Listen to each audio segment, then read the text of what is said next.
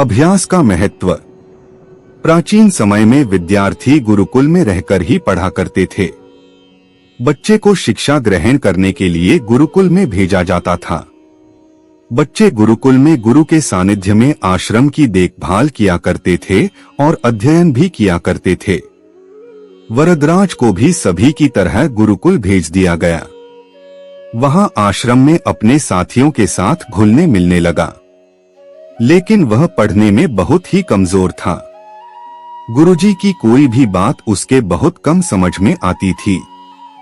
इस कारण सभी के बीच वह उपहास का कारण बनता है।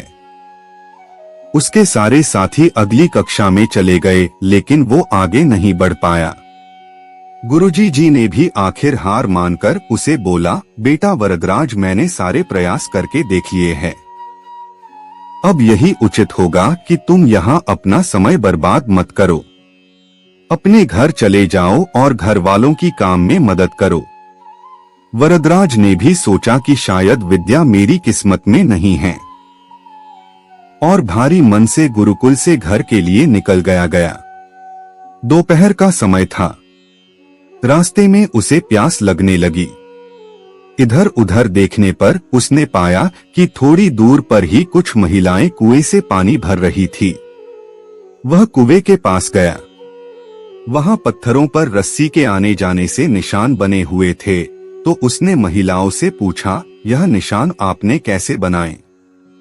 तो एक महिला ने जवाब दिया, बेटे, यह निशान हमने नहीं बनाए।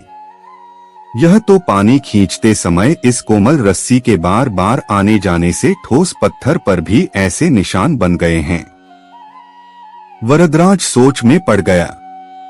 उसने विचार किया कि जब एक कोमल से रस्सी के बार बार आने जाने से एक ठोस पत्थर पर गहरे निशान बन सकते हैं, तो निरंतर अभ्यास से मैं विद्या ग्रहण क्यों नहीं कर सकता। वरदराज ढेर सारे उत्साह के साथ वापस गुरुकुल आया और अथक कड़ी मेहनत की। गुरुजी ने भी खुश होकर भरपूर सहयोग किया। कुछ ही सालों बाद यही मंद बुद्धि बालक वरदराज आगे चलकर संस्कृत व्याकरण का महान विद्वान बना, जिसने लघु सिद्धांत कौमुदी, मध्य सिद्धांत कौमुदी, सार सिद्धांत कौमुदी, गीर्वाण पद्मंजरी की रचना की। शिक्षा दोस्तों, अभ्यास की शक्ति का तो कहना ही क्या है। यह आपके हर सपने को पूरा करेगी। अभ्यास बहुत जरूरी है, चाहे वो खेल में हो या पढ़ाई में या किसी और चीज में। बिना अभ्यास के आप सफल नहीं हो सकते हो। अगर आप बिना अभ्यास के केवल किस्मत के भरोसे बैठे रहोगे, तो आखिर में आपको पछतावे के सिवा और कुछ हाथ नहीं लगेगा। इसलिए अभ्यास के साथ धैर्य, परिश्रम और लगन रखकर आप अपनी मंजिल को पाने के लिए जुट जाएं।